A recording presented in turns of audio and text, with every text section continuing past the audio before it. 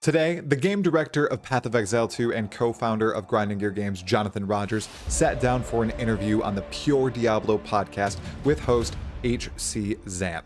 While the podcast usually focuses on Diablo, they took a steer toward ARPGs as a whole and a bit of a broad zoom in on Path of Exile 2. Heads up, my fellow exiles, we did not receive a bunch of new information on Path of Exile 2 in this interview, but the answers and questions are thoughtful and entertaining. And there's a bit of juicy support gem information and some D4 versus Path of Exile near the end. As always, timestamps are in the description, and a link to the greater Path of Exile 2 interview summary playlist is also there. Now, as we're chilling tonight, let's hop into the first question. Question 1. What is Jonathan's history with ARPGs and Diablo specifically? Jonathan was a Diablo player. Diablo 1 first of all. In fact, he wasn't actually too keen on Diablo 2 itself. While Jonathan was more of a fan of building a character and maxing it out than moving on, his friends and co-founders of Grinding Gear Games were far more interested in loot and grinding, hence their absolute love of Diablo 2 and wish to replicate and evolve its design in Path of Exile. Chris Wilson and Eric Olofsson put in stupid numbers of hours into Diablo 2, but Jonathan dabbled in and loved other ARPGs a bit more, like Diablo 1 and Dungeon Siege. Now that's interesting that he wasn't a huge fan of Diablo 2, and that was more so driven by those other two co-founders there. There actually was another co-founder of Grinding Gear Games that a lot of people don't talk about a ton, and I can't find a bunch of information on. And I'm really curious about them. I'm starting to get more curious. I wonder if I can dig or if I can get some OGs in the comments. Does anybody else know about this mysterious fourth individual that left the company very early on? If so, let me know. I'm very, very interested. Question 2. Which classes did Jonathan frequent in those older ARPGs? Truly, Jonathan was a ranged first player. He gravitated toward ranged skills and abilities, but constantly kept trying new things. So at the end of the day, he ended up trying almost everything that was available. If something felt right, he stuck at it until it wasn't fun anymore. Being able to constantly try new things was what he found most fun about Diablo 2, and what he really tried to hone in on for the design of Path of Exile. Build diversity will always remain paramount for them at Grinding Gear Games. And yeah, that much is obvious. Grinding Gear Games is solely focused on that design aspect, and that's why Path of Exile 1 and hopefully Path of Exile 2 will be so replayable, because of course there will be an absolute mountain of content that some people will never be able to surmount. It's basically the Mount Olympus of ARPGs, but there's also the build diversity, wherein you could play the same 10x over and over as a new player who doesn't get into the thick of it in endgame and always have a different experience. HCXanth actually had a great analogy throughout this interview, wherein he compared each of his playthroughs of Path of Exile to a snowflake. None of them were similar. They were all unique, and I think that's a fantastic analogy for Path of Exile 1 right now. Question 3. How did GGG and PoE come to be, and what was Jonathan's place in their evolution? Early on in life, Jonathan knew he wanted to be a game developer. When he was in high school, he met Chris Wilson just as Chris was about to graduate. Jonathan was 13 or 14 then, but they reconnected once he graduated to college and Chris was departing it. Together, they both decided they wanted to build a video game, specifically an ARPG, and they brought in Eric Olofsson from Sweden to be the art and creative dude. Jonathan and Chris could code, while Eric headed up art direction. These three formed the foundation of Grinding Gear Games and PoE. Chris truly made the case for PoE to be the next great ARPG, a real Diablo 2 successor. While Jonathan wasn't the biggest D2 fan, Eric was, and they all agreed this would be an excellent direction. Obviously, they were correct. They knew Blizzard wasn't actively making a sequel back in 2007, but Diablo 2 was still on shelves and had staying power. That meant they could make a dive into the industry and truly cause a big splash. So, right out of university, Jonathan hopped into coding Path of Exile with his two pals. The rest is history. PoE history.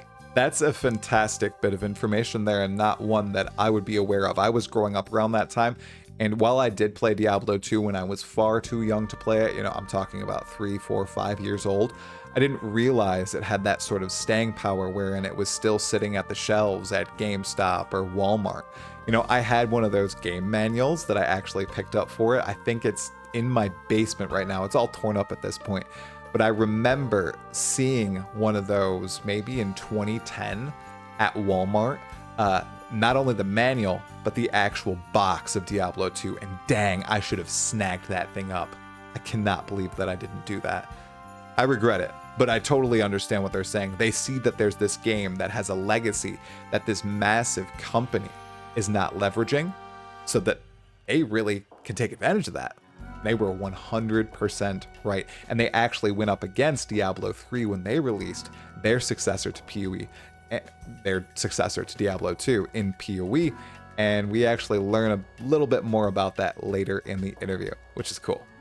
Question 4. Jonathan has recently stepped into the role of game director for PoE 2. How does it feel to take the lead? Initially, Jonathan was the technical director focusing on programming at Grinding Gear Games, but over time, he had to reduce his programming responsibilities due to the growing demands of his role at GGG in designing PoE and making more high-level decisions. Really, this isn't a new role for him. He's always been a big wig at Grinding Gear Games, being a co-founder. While Jonathan still enjoys programming and does some in his spare time, which I definitely need to ask him about, it's no longer feasible for him to be a programmer on PoE as a whole. When the team decided to split Path of Exile 1 and 2 into separate projects around the time of the Spear and Crossbow reveal in 2021, it became clear that Jonathan needed to concentrate solely on PoE 2 as its creative director. However, Jonathan and Mark Rogers share the game director role, working closely together to manage the extensive tasks and ensure a cohesive vision for that massive game. Mark focuses on one of the largest aspects of PoE 2, its killer boss design. Directing this tremendous title is a two-person job due to the game's complexity, requiring constant communication and mutual understanding of each other's decision-making processes, as well as keeping the entire team aligned. Truly, there at Grinding Gear Games, they don't design by committee. Not to say decisions aren't made by large groups of people, but at the end of the day for PoE 2, it's up to Jonathan or Mark. That's definitely not a shot at Blizzard, but given that I have used that example many times in recent videos about D4 being designed by committee, it sure does feel like it, Jonathan. Question 5. What is the big difference creating PoE 2 compared to PoE 1? Regarding Path of Exile 2, Jonathan's perspective is that the approach remains the same as with Path of Exile 1 when they set out to make it in 2007, to create the best action RPG possible and, in effect, the best ARPG ever made. The main difference with PoE 2 is the greater freedom to make changes. Over time, PoE 1 became difficult to alter due to fear of backlash from both the community and developers, more on that in a second. However, with PoE 2, there is more openness to reconsider and potentially change any aspect of the game, like adding WASD, talking about wells, hard resetting bosses on death, adding more classes, and plenty of other stuff. This freedom allows for re-evaluating every single mechanic, even though sometimes they revert to previous versions of their ideas, like what happened recently with flasks and wells. Jonathan believes this process is essential to understand why certain decisions were made initially. Interestingly enough, other Grinding Gear Games designers, having only known PoE 1, are less confident in making these drastic changes that Jonathan is ecstatic to actually pursue and make. For Jonathan, concepts like Energy Shield are simply past decisions he made and can be altered without much hesitation, unlike those other devs who view these decisions as core to the game's identity. Despite this, Jonathan reassures that not all major elements like Energy Shield are being changed drastically. That can be saved for every other patch in PoE 2's live service run. That's a joke by me, not by Jonathan. He emphasizes that his willingness to change stems from knowing that PoE 2 can function with different mechanics, unlike newer team members who see existing elements of the PoE titles as foundational. That was a lovely piece of information, and it makes total sense. Jonathan is an OG. He's been around since the beginning. He wrote all the algorithms, all the code, all the initial design for all these elements of the game like Energy Shield and Leech and all that. And he is so ready for change, especially if it's making the game better overall. He's willing to throw out everything he's done in the past to try to make something better, which is phenomenal. It also shows that he does not have, sheer hubris. He doesn't say, I made that decision back in 2010. It's the right decision. I'm always right. We're sticking with it. No, he's like, let's throw that out. Let's get some other people's ideas going in here. Come on, I want to drastically change the game. Tell me how you'd like to alter it. And then defend your idea. And if your idea is completely defendable, well, we're going to implement it. Screw my idea from 2010, 2015, 2020. Let's go with your idea. I love that type of leadership and that type of design. Props to Jonathan. Love the answer. Love the question. Good work. Question 6. What does the onboarding process look like for new players in PoE 2? Immediately, Jonathan acknowledged that addressing the onboarding of new players to reduce the stigma around complexity is absolutely crucial. He explains that the game's complexity largely stems from its extensive content and the deep familiarity of existing players with said content. For these players, not knowing specific mechanics which might offer significant advantages is seen as a failure to understand the game. This concept, combined with balancing new content for high-level players, raises the skill ceiling. The complicated steps required for optimal gameplay can become mandatory for everyone, increasing perceived complexity. In Path of Exile 2, though, starting fresh means there isn't a decade of accumulated content, and players don't yet know the best strategies, placing everyone on an equal footing. This should reduce perceived complexity. Nonetheless, the team is focused on reducing unneeded complexity. For instance, changes to the gem socketing system aim to simplify gameplay without losing depth, making it easier for newcomers to understand and engage the game. Additionally, there's the brand new help functionality, which defines every single term in the game itself. No need to close the game at all and go on an external site. Jonathan understands the need for continuous improvement, noting that the dev process now includes observing new players and even people who have never gamed before, something less emphasized in PoE 1's later stages. This approach helps identify and address issues in the new player experience. Ultimately, these efforts should make PoE 2 more accessible and potentially more mainstream, combining multiple factors to create the smoothest process possible for growing the player base. Okay, I'm totally on board with this, everyone. With the latest announcements surrounding console play and the redesign that they did to make this sort of gameplay experience as smooth as possible, I am fully confident that they are on board to making this a mainstream game while keeping the complexity and difficulty of the game intact. The game itself is difficult. The bosses, the packs, the items, they're hard to understand. It requires thought, okay? But if players are given the proper tools to engage in said thought, many more people will actually attempt the game and become immersed in the world and drawn in by the boss fights, by the chilling music, by the haunting atmosphere, all that. They're doing it right.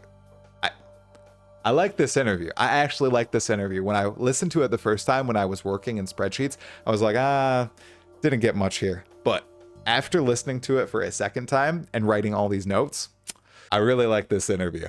Question 7. PoE 2 has a much slower pace. Can Jonathan talk about that? As a quick response, Jonathan discusses the challenge of balancing the power and complexity of support gems in Path of Exile 2. He notes that while some experimentation has been done to limit certain mechanics and therefore the ridiculousness of player power, such as reducing the number of projectiles, feedback suggests that players prefer having options for powerful builds. The big example here is greater multiple projectile support and lesser multiple projectile support. Without GMP, lots of devs felt less powerful and they fought to have it back in PoE 2. Thus, it is back. However, the team aims to avoid overwhelming visual effects that detract from gameplay clarity. They don't want clutter, too much clutter. Seeking a balance between screen clearing power and readability is key. In designing support gems, Jonathan emphasizes the importance of uniqueness and meaningful choice. He expresses a desire to move away from simply increasing damage bonuses for each gem, striving instead for distinct and interesting effects. However, he did acknowledge the difficulty in achieving this balance, especially when considering the potential abuse cases that might arise. From this talk, it sounds like damage might be on most support gems again, though it's undecided. Then the conversation delves into the broader challenges of skill balance in PoE 2, as it has many times in the past in these interviews, where players are expected to utilize multiple skills in combination. Unlike in PoE 1, where players often focus on maxing out a single skill, PoE 2 encourages diverse gameplay. Jonathan highlights the struggle in ensuring each skill remains viable and enjoyable without overshadowing others. Everything should be readable. Reflecting on the iterative nature of game development, Jonathan does recognize the ongoing process of refining skills to fit the evolving context of PoE 2. While PoE 1 offers a wealth of content, PoE 2 presents an opportunity for fresh experiences and innovations in addition to that. Despite the complexities and challenges involved, Jonathan remains committed to crafting a diverse gameplay experience for all Path of Exile players. Good answer. Again, I think that he's getting really good at this. Jonathan, he's learning from all these interviews.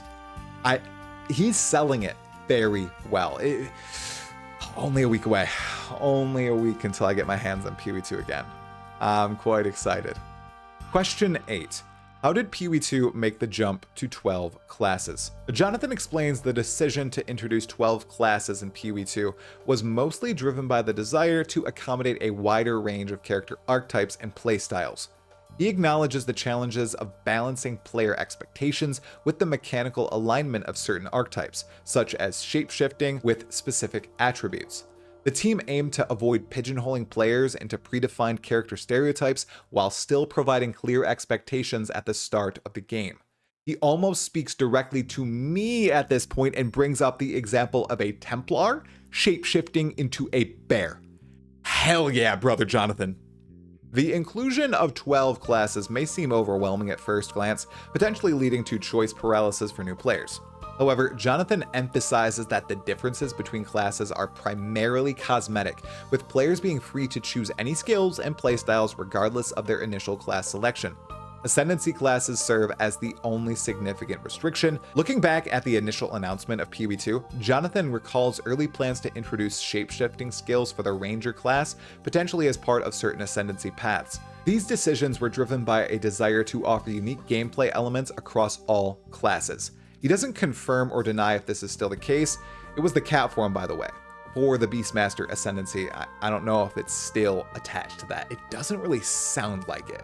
We'll have to see though. At the end of the day, the introduction of the 12 classes into PoE 2 represents a clear effort to enhance player choice and flexibility tremendously while maintaining a sense of thematic coherence, especially for newer players. I understand that what they're trying to do here, it's giving clear archetypes to all new players, 12 clear archetypes. But what I'm really excited for and why it's so good for people who are already intricately involved with PoE are the Ascendancy classes. 36 different Ascendancy classes. They're going to have sprawling trees. Who knows if they'll have the same sort of design as PoE 1 or if they'll go with something wild like what they're doing with the passive skill tree for Path of Exile 2. I'm just clearly excited. It's going to be good. Question 9. Where does Jonathan see the best items coming from? Crafting? Drops? Somewhere else? Jonathan dips into changes to the item drop system in Path of Exile 2. Emphasizing the team's efforts to avoid the overwhelming flood of useless items present in PoE 1. He notes that recent adjustments have led to a significant improvement in the feel of item acquisition, with players now regularly finding upgrades without instantly resorting to rare items. The drop rate of items in PoE 2 remains similar to PoE 1's regular gameplay, but without the excessive clutter and bizarre effects present in the latter stages of PoE 1. I cannot wait to see the tier system working out here. The introduction of gold, too, as a currency in PoE 2 has proven beneficial, with Jonathan admitting that its absence in PoE 1 may have actually been a mistake, even though they thought they knew what they were doing at the time. He truly sounds optimistic about the current state of itemization in PoE 2, believing that the changes have been successful in creating a more balanced and satisfying loot experience for all players. He also touches on Diablo 4's approach to itemization. Jonathan acknowledges the huge player interest in their recent developments, though he admits to not having played the new season himself. He suggests that Diablo 4 may be moving in the right direction based on blog posts he's read, but he's unsure about community sentiment toward these changes. How interesting. Okay, so I'm very excited about items in PoE 2. I'm done with the super clutter of PoE 1. I made that video, the Revolution video, a few weeks ago. I want to see this in action. Okay, I want to see how this actually feels. I'm very excited to try it out in LA. I've got 8 hours to test it out. That's a pretty substantial play session. So I think I'm going to get a pretty good handle on it. Question 10. What inspiration is Grinding Gear Games taking from other ARPGs? I'm actually just going to kind of skip his answer. Essentially, everyone, what he says is PoE 2 is a different class. You know, there are some ARPGs out there that do some things okay, others that do things poorly. You know, PoE 1 has been lacking in UI, but PoE 2 is seeking to solve all those problems. It's seeking to be a step above all other ARPGs.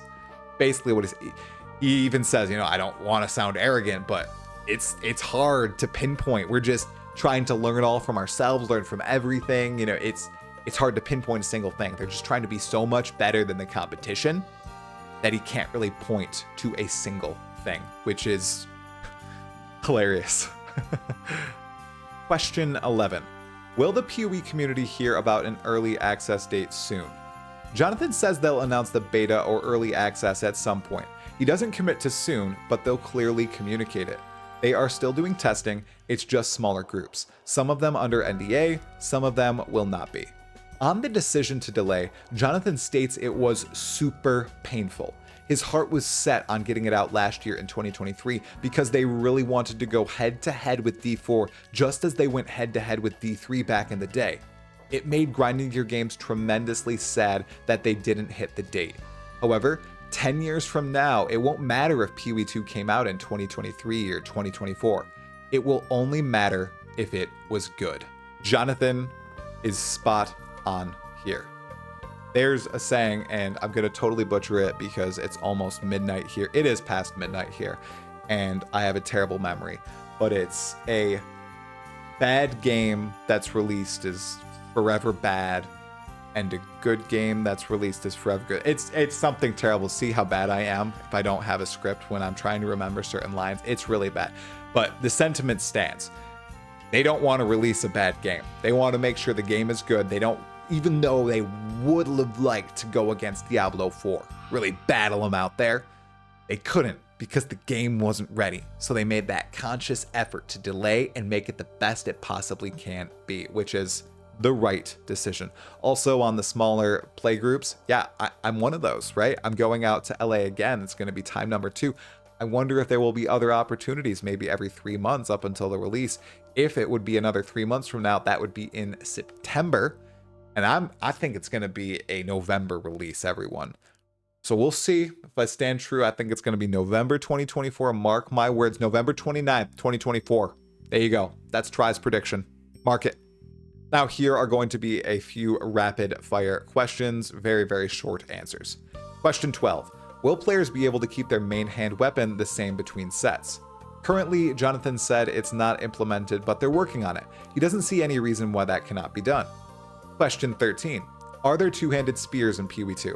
Jonathan quickly answers this is a no, there are not, which is very unfortunate. Question 14. Will PoE 2 deliver on some secrets just as PoE 1 has? Jonathan sure hopes you'll find the secret tidbits. Perhaps not an entire secret level, but secrets will exist. Moo, moo, moo. And with that set of moos, the interview ended. Let me know in the comments what stood out to you in this interview. Again, big thanks to HCXanth and Jonathan for making this happen. If you liked the video, give it a like and subscribe to the channel for all things PoE 2, and take a look at this video right here summarizing the other latest PoE 2 interview with Jonathan Rogers. It was a fun one. Tala Kura.